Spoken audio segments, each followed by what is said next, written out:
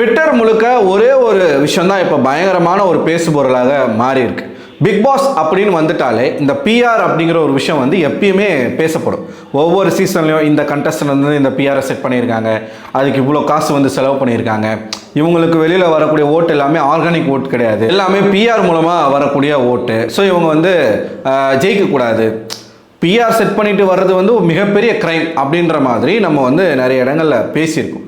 அது முந்தைய சீசனில் ஒரு 4-5 சீசனுக்கு முன்னாடி அப்போ தான் இந்த பிஆர் அப்படிங்கிற ஒரு விஷயம் வந்து இன்ட்ரடியூஸ் ஆகுது. அப்போ வந்து அது தப்பு, ஆர்கானிக்காக மக்கள்கிட்ட இருந்து ஓட்டு வரணும், இந்த மாதிரி நீங்கள் வந்து ப்ரொமோஷனுக்கு ஒரு ஆளை வச்சுக்கிட்டு அதன் மூலமாக நீங்கள் மக்கள் மத்தியில் வந்து ஓட்டு வாங்குறதுன்றது தப்பு. பாட்ஸ் அப்படிங்கிற ஒரு விஷயம் வந்து முதல்ல எப்போ இன்ட்ரடியூஸ் ஆகுதுன்னு பார்த்தீங்கன்னா சீசன் 6ல் அசீம் அவர்களுக்கு பாட் ஓட்டிங் வருது. அது குறிப்பிட்ட ஒரு வெப்சைட்டில், ஓட்டிங் வெப்சைட்டில் வந்து பாட் ஓட்டிங் போடப்படுது, இது ரொம்ப தப்பு அப்படின்னு சொல்லி நம்ம வித் ப்ரூஃபோடலாம் நிறைய விஷயங்கள் நம்ம வந்து அப்போது பேசியிருந்தோம், சரிங்களா? ஆனால் அதுக்கப்புறமா வர வர வர வர இந்த பிஆர் அப்படிங்கிற ஒரு விஷயம் வந்து நார்மலைஸான ஒரு விஷயமா, நார்மலான ஒரு மேட்டராக மாறிடுச்சு. வரக்கூடிய எல்லா கண்டஸ்டண்ட்டும் ஒவ்வொரு பிஆர் ஏஜென்சியை ஹையர் பண்ணி அவங்கள பற்றின வந்து பாசிட்டிவ் வந்து வெளியில் ஸ்ப்ரெட் பண்ணுறது அப்படிங்கிறது இருக்குது. இந்த பிஆர்லேயே 2 ஒர்க் பண்ணிக்கிட்டு இருக்காங்க. ஒன்று நெகட்டிவ் பிஆர், இன்னொன்று பாசிட்டிவ் பிஆர். பாசிட்டிவ் பிஆருடைய வேலை என்ன அப்படின்னு பார்த்தீங்கன்னா குறிப்பிட்ட அந்த கண்டஸ்டன்ஸினுடைய ப்ளஸ் மட்டுமே பேசுறது, அவங்கள வந்து மக்கள் மத்தியில் ஹைப் பண்ணுறது, அவங்களுடைய உடைகளாக இருந்து அவங்க பேசக்கூடிய சின்ன சின்ன விஷயங்களை வந்து வீடியோஸாக கட் பண்ணி சோஷியல் மீடியாவில் ட்ரெண்ட் பண்ணுறது. ஸோ ரொம்ப பாசிட்டிவாக, ரொம்ப நல்லவர், வல்லவர், நாளும் தெரிந்தவர் அப்படின்ற மாதிரி அவங்கள காட்டுறது. நெகட்டிவ் பிஆர் அப்படிங்கிற அவங்களுடைய வேலை என்ன அப்படின்னு பார்த்தீங்கன்னா, இப்போது உதாரணத்துக்கு பார்வதி வந்து ஒரு பிஆர் டீம் வச்சுருக்காங்க. பார்வதிக்கு ஈக்குவலாக இன்னொரு கண்டஸ்டன்ட் வராங்கன்னு வச்சுக்கோங்களேன், அவங்கள பற்றி ஏகப்பட்ட நெகட்டிவான விஷயங்களை போட்டுக்கிட்டே இருக்கிறது. இப்போ உதாரணத்துக்கு இப்போ திவ்யா கணேஷ் அவர்களுடைய கடந்த கால வாழ்க்கையை எடுத்து பேசிக்கிட்டு இருக்காங்க பல தற்குறிகள். திவ்யா கணேஷ் அவர்களுக்கும் சினிமா டைரக்டர் மற்றும் ப்ரொடியூசராக இருக்கக்கூடிய ஆர்கே சுரேஷ் அவர்களுக்கும் ஒரு 3-4 வருஷத்துக்கு முன்னாடி திருமணம் நடக்கிறதாக இருந்துச்சு. அது வந்து நிச்சயம் வரைக்கும் போச்சு, அதுக்கப்புறமா அது முடிஞ்சிருச்சு, கல்யாணம் நடக்கலை. ஆர்கே சுரேஷ் நிறைய குற்றச்சாட்டுகளை திவ்யா கணேஷன் மீது வைத்திருந்தார். அப்போது அதையெல்லாம் எடுத்து இப்போ பரப்பிக்கிட்டு இருக்காங்க, திவ்யா கணேஷ் வந்து கேரக்டர் சரியில்லை, அது இதுன்னு சொல்லி பயங்கரமான ஒரு நெகட்டிவிட்டியை ஸ்ப்ரெட் பண்ணிக்கிட்டு இருக்காங்க. இதுக்கு பேர் தான் நெகட்டிவ் பிஆர், ஓகேவா? இப்போ என்ன மேட்ரு அப்படின்னா, இந்த வீட்டுக்குள்ளே வந்திருக்கக்கூடிய கண்டஸ்டன்ஸில் எல்லாருமே பிஆர் டீம் செட் பண்ணிட்டு வந்திருக்காங்க, இவ்வளோ காசு வந்து செலவு பண்ணிட்டு வந்திருக்காங்க, வியானால் ஆரம்பித்து சுபிக்ஷா, கானா வினோத் வரைக்கும் கொண்டு வந்திருக்காங்க அப்படின்னு சொல்லி சோஷியல் மீடியாவில் ஒரு லிஸ்ட்டு ஒன்று வெளியில் வருது. அடிக்கடி இந்த மாதிரி லிஸ்ட்டு வருது.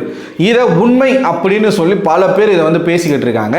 முதல்ல அந்த லிஸ்ட்டில் இருக்கக்கூடிய ஆட்கள் அதை பற்றி நம்ம பார்த்துருவோம். யார் யார் எவ்வளவு செலவு பண்ணியிருக்காங்க, இது ஏன் இப்போ ட்ரெண்ட் ஆகுது அப்படின்னு பார்த்தீங்கன்னா, ரீசெண்டாக மலையாள பிக் பாஸில் வந்து பிஆர் அப்படிங்கிற ஒரு விஷயத்த மோகன்லாலே வந்து அட்ரஸ் பண்ணி யார் யார் எவ்வளோ காசு கொடுத்து செட் பண்ணிட்டு வந்திருக்கீங்க அப்படிங்கிற ஒரு விஷயத்த அவர் வந்து எக்ஸ்போஸ் பண்ணியிருந்தார் மோகன்லாலே.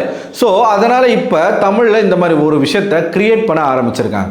முதல்ல பார்த்தீங்கன்னா இதில் அதிகப்படியான காசு கொடுத்துட்டு வந்திருக்கிறது யார் அந்த அக்யூஸ் நம்பர் 1 அப்படின்னு பார்த்தீங்கன்னா வியானா அவர்கள். வியானா வந்து 15 லட்ச ரூபா வந்து பிஆர் டீமுக்காக செட் பண்ணிட்டு வந்திருக்காங்க. அதை மேனேஜ் பண்ணுறது யார் அப்படின்னு பார்த்தீங்கன்னா எக்ஸ் கண்டஸ்டன்ட் அப்படின்னு சொல்லப்பட்டிருக்கு. எக்ஸ் கண்டஸ்டன்ட் யாரா அந்த எக்ஸ் அப்படின்னு பார்த்தீங்கன்னா ஈஸியாகவே நம்மளால் கண்டுபிடிக்க முடியும். வியானா அவர்களோட நடித்திருக்கக்கூடிய ஒரே நபர் ராணவ். போன சீசனில் அவர் தான் வந்தார். பக்காவான ஒரு பிஆர் டீமை செட் பண்ணிட்டு வந்தவர் தான் ராணவ். உள்ளேயே அது வந்து அவரே பேசி மாட்டிக்கிட்டார், ஓகேவா?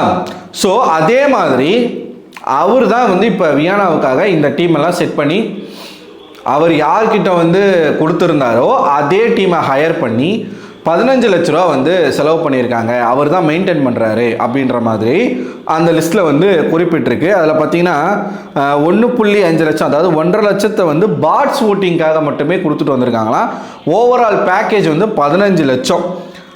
எக்ஸ் கண்டஸ்டன்ட் தான் வந்து டீமை ஹேண்டில் பண்ணுறாங்க, இப்படி வந்திருக்கு. அடுத்து காமுருது, அவர் வந்து 5 லட்ச ரூபா செலவு பண்ணியிருக்காரு, அதில் 1 லட்ச ரூபா வந்து பாட் ஓட்டிங்காக கொடுத்துருக்காரு அப்படின்ற மாதிரி சொல்லப்படுது. எந்தெந்த வாரங்கள் வந்து நாமினேஷனுக்கு வராங்களோ அந்த வாரங்கள் வந்து பாட் ஓட்டிங் போடுறதுக்காக. விஜய் பார்வதி 8 லட்ச ரூபா பேக்கேஜ். யார் வந்து அதை ஹேண்டில் பண்ணுறாங்க, பிஆர் டீம் யார் பண்ணுறாங்க அப்படின்னு பார்த்தீங்கன்னா ட்ரெண்ட் லவ் டீம் ஹேண்டிலிங் அப்படின்ற ஒரு டீம் இருக்குது அப்படின்ற மாதிரி. ஆனால் பாட் ஓட்டிங்கு அவங்க செலவு பண்ணலை, மொத்தமாக அவங்கள பற்றி பாசிட்டிவான விஷயங்களை கொண்டு போகணும் அப்படிங்கிறதுக்காக 8 lakhs வந்து செலவு பண்ணியிருக்காங்க. அது பாசிட்டிவ்னு சொல்ல முடியாது, அவங்க தான் போட்டு இப்போ திவ்யாவை அடிச்சுக்கிட்டு இருக்காங்க. ஸோ அவங்க இவ்வளோ செலவு பண்ணியிருக்காங்களாம். சபரி மற்றும் சுபிக்ஷா தலா 3 லட்சம் ரூபாய், 1 லட்ச ரூபா வந்து அட்வான்ஸ் கொடுத்துட்டு வந்திருக்காங்களாம். ஸோ எக்ஸ் வின்னர் தான் யாரோ ஹேண்டில் பண்ணுறாங்களாம். எக்ஸ் வின்னர், எந்த சீசனுடைய வின்னர் அப்படின்றது தெரில, எக்ஸ் வின்னர் தான் ஹேண்டில் பண்ணுறாரு. 3 லட்ச ரூபா வந்து பேக்கேஜ், அவங்க வந்து 1 lakh வந்து அட்வான்ஸ் கொடுத்துட்டு வந்திருக்காங்க. மேபி இந்த வீட்டை விட்டு வெளியில் போன பிறகு பேலன்ஸை செட்டில் பண்ணணும், அந்த மாதிரி டீலிங். கெமி ரம்யா 2 லட்ச ரூபா வந்து கொடுத்துட்டு வந்திருக்காங்க. எதுக்காக பார்த்தீங்கன்னா அவங்கள பற்றின போஸ்டர்ஸ் மற்றும் எடிட்ஸ் வீடியோஸ்லாம் போடுறதுக்காக, ட்ரெண்ட் பண்ணுறதுக்காக. Positive review, positive PR. Vinod எனக்கு இங்கே தான் இடிக்குது, 5 லட்ச ரூபா செலவு பண்ணிட்டு வந்திருக்காரு, கொடுத்துட்டு வந்திருக்காரு. அதில் 2 லட்ச ரூபா அட்வான்ஸ் கொடுத்துட்டு வந்திருக்காரு. மீதி வரும்பொழுது செட்டில் பண்ணணும். 50,000 ரூபா வந்து ஓட்டிங்காக வந்து செலவு பண்ணுறாங்க. இப்போ வினோத் மேலே என்ன விதமான ஒரு சாயம் பூசப்படுது அப்படின்னு பார்த்தீங்கன்னா, ஒரு பர்டிகுலர் கட்சி வந்து அவருக்கு சப்போர்ட் பண்ணிக்கிட்டு இருக்கு ஓட்டிங்கில், அவங்க தான் பிஆர் ஒர்க் பண்ணுறாங்க அப்படின்ற மாதிரி சொல்லப்பட்டிருக்கு. கட்சிக்கெலாம் தான் வேலையா எனக்கு புரியல. ஓகே, நம்ம கடைசியில் பேசுவோம். கனி 1 lakh வந்து டேமேஜ் கண்ட்ரோலுக்காக ஸ்பெண்ட் பண்ணியிருக்காங்களாம். கனி பற்றி எதனா வந்து நெகட்டிவான விஷயங்கள் வந்துச்சுன்னா அதை கண்ட்ரோல் பண்ணுறதுக்காக 1 லட்ச ரூபா. விக்கல்ஸு 50,000 ரூபா வந்து லாஸ்ட் வீக் அவர் வந்து பாட் ஓட்டிங்காக செலவு பண்ணியிருக்காரு அப்படின்ற ஒரு பேர். சாண்ட்ரா மற்றும் பிரஜின் 8 லட்ச ரூபா பேக்கேஜ், 2 பேருமே சேர்த்து செலவு பண்ணியிருக்காங்க. திவ்யா 10 லட்ச ரூபா பேக்கேஜ் அப்படின்றத வந்து போட்டிருக்காங்க. ஸோ இதில் விடுபட்ட பெயர்கள்னு பார்த்தீங்கன்னா எஃப்ஜே பேர் இல்லை, பிரவீன் பேர் இல்லை, இன்னும் 2-3 பேர் இல்லை. மற்றபடி எல்லாருடைய பேரும் வந்துருச்சு. இப்போது இது வந்து உண்மை அப்படின்னு சொல்லி பல பேர் வந்து பேசிக்கிட்டு இருக்காங்க. எனக்கு இருக்கக்கூடிய சந்தேகம் என்ன அப்படின்னா, இதை எப்படி ஒரு ஜஸ்ட் ஒரு இமேஜை வச்சு இது உண்மை அப்படின்னு நம்ம எப்படி எடுத்துக்க முடியும்? அதுக்கான தகுந்த ஆதாரம் நம்மக்கிட்ட இருக்கா?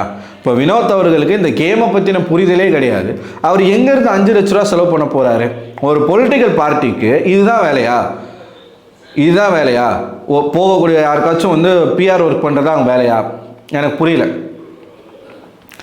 வியானாவை எக்ஸ்போஸ் பண்ணுறேன்ற பேரில் வியானா உண்மையாலுமே பிஆர் டீம் வச்சுருக்காங்க. அதனால் வியானா வந்து எக்ஸ்போஸ் ஆகிட்டாங்க. ஒரு 2 நாள் முன்னாடி வியானாவோட பிஆர் டீம் வந்து எக்ஸ்போஸ் ஆகுது. அதனால் மொத்தமாக எல்லாருடைய பிஆர் டீமையும் நாங்கள் எக்ஸ்போஸ் பண்ணுறோம் அப்படின்னு சொல்லி சிலர் திட்டமிட்டு செய்கிற மாதிரி தான் எனக்கு தோணுது. இதை எந்த ஐடி வந்து போஸ்ட் பண்ணுச்சோ அந்த ஐடியே இப்போ ட்விட்டரில் இல்லை, அந்த ஐடியே வந்து டெலீட் ஆகிட்டு இருக்கு. அப்போ இது எப்படி நம்ம வந்து ஏற்றுக்க முடியும்? இது எப்படி நம்ம ஒத்துக்க முடியும்?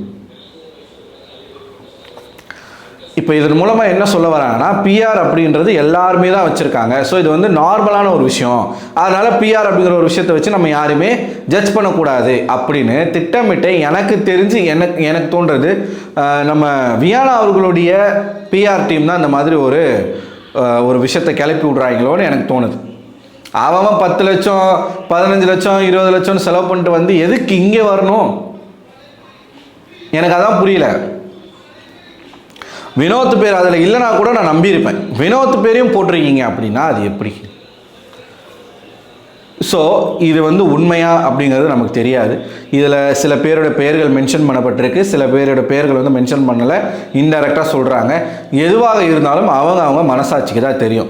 நான் சொல்ல விரும்புவது ஒன்று தான், இந்த பிஆர் செட் பண்ணியிருக்காங்க, அவங்க சப்போர்ட் பண்ணுறாங்க, இவங்க சப்போர்ட் பண்ணுறாங்கன்றதெல்லாம் வச்சு நம்ம யாரையும் மதிப்பிடக்கூடாது. இந்த வீட்டுக்குள்ளே அவங்க எப்படி நடந்துக்கிறாங்க, எப்படி கேம் ஆடுறாங்க, அவங்க பிஹேவியர் எப்படி இருக்குது, இதை வச்சு மட்டுமே நீங்கள் டிசைட் பண்ணி ஓட்டு போட்டால் போதும். அதை தாண்டி நம்ம எந்த விதமான ஒரு விஷயத்தையும் நம்ம எடுத்துக்க வேண்டிய அவசியம் கிடையாது. திவாகர் பேர் இல்லை பாருங்கள், திவாகர் பேர் இல்லை. ஏண்டா வினோத்தே பண்ணும்போது ஸ்டேட்டஸில் உயர்ந்த மனிதன் திவாகர் பண்ணியிருக்க மாட்டாரா? இப்போ திவாகர் வந்து பிஆர் இல்லாமல் உள்ளே போயிருக்காருன்ற மாதிரி ஒரு பின்பத்தை கிரியேட் பண்ணுறதுக்கு திவாகர் ஆதரவாளர்கள் கூட இதை பண்ணியிருக்கலாம்ல. புரியுதுங்களா? ஸோ அடிப்படை ப்ரூஃப் இல்லாமல் நம்ம எதையுமே நம்பக்கூடாது, அவ்வளோதான். ஸோ நீங்கள் என்ன நினைக்கிறீங்க இந்த லிஸ்ட்டை பார்க்கும்பொழுது? நீங்கள் அதை நம்புறீங்களா நம்பலையா? உங்கள் கருத்துக்களை மறக்காமல் கமெண்ட் பாக்ஸில் கமெண்ட் பண்ணுங்கள். அடுத்த ஒரு வீடியோவில் ஒன்று சந்திக்கிறேன். அதுவரை உங்களிடமிருந்து விடைபெறுவது நான் அரவிந்தன்.